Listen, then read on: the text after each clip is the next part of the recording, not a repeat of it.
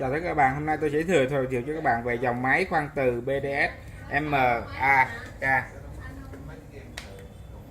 100K MAB 100K nhé các bạn. Rồi, cái thứ của nó là sẽ có sách hướng dẫn sử dụng. Rồi, đai an toàn. Rồi, tiếp tục là máy nha các bạn. Rồi bây giờ tôi sẽ hướng dẫn cho các bạn về sử dụng máy. Đầu tiên chúng ta sẽ có nút đỏ, chúng ta sẽ bật bằng từ các bạn ạ. Chúng ta bật bằng từ. Sau đó chúng ta bật nút xanh để chúng ta bật máy chạy nha các bạn nha. Sau khi bật máy chạy xong thì các bạn nhấn nút đỏ là tắt máy. Sau đó chúng ta mới tắt bằng từ.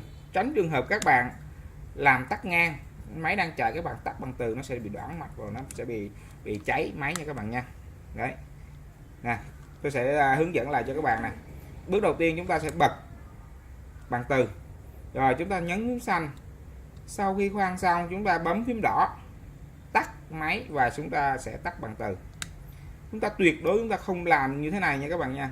Chúng ta bật bằng từ, chúng ta bật phím xanh và chúng ta tắt phím bằng từ. Đó là sai nguyên tắc làm việc nha các bạn nha. Nó sẽ đoản mạch và nó sẽ cháy máy, và quá trình cháy máy như vậy các bạn sẽ không được bảo hành máy nha. Rồi tiếp tục chúng tôi sẽ hướng dẫn cho các bạn về bình dầu giải nhiệt. Cũng đơn giản thôi. Về bình dầu giải nhiệt thì chúng ta sẽ là vàng ra, và dầu này là dầu giải nhiệt đặc chủng nha các bạn nha, chứ không phải là dầu sữa giống như các bạn mua ở ngoài của mấy cái máy tiện ở ngoài CNC nha các bạn. Nó là sai.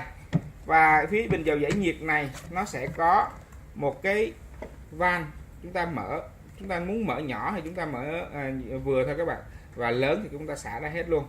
Và lưu ý khi ban đầu chúng ta sẽ xả hết, và sau khi mũi khoan vừa bắt đầu khoan xuống rồi thì chúng ta sẽ giảm cái lượng nước xuống để chúng ta giảm lại cái vấn đề mà nó xả, nó tràn ra nha các bạn nha.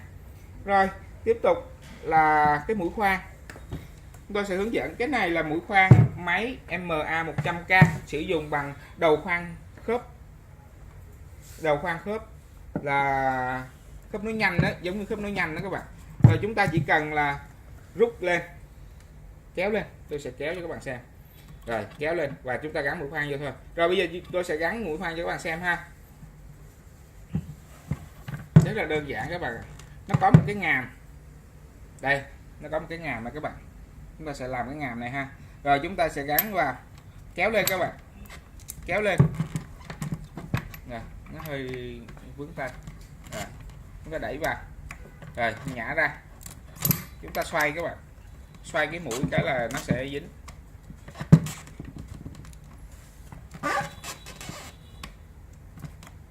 Cái mà xoay mũi khi nào mà nó nhả cái đầu khoan xuống thì chúng ta sẽ vào khớp.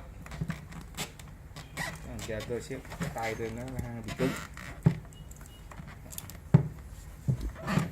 Nè, không được, tôi sẽ lật cái máy khoan lên tôi cho các bạn xem. Đó, rất là đơn giản các bạn ha. Hồi nãy để ngang thì nó hơi khó làm, nhưng mà chúng tôi để đứng thì nó rất là dễ các bạn ạ. Đó, lưu ý các bạn sử dụng ha. Chúng ta khoan lên. Cái mũi này là đang thiếu một cái mũi đình tâm nha các bạn nha. Trong quá trình sử dụng thì chúng ta nên làm mũi đình tâm để nó mở. Đó, cái mũi đình tâm nè, hồi nãy tôi thiếu á. Đó, các bạn mở cái mũi đình tâm này bỏ vào ha.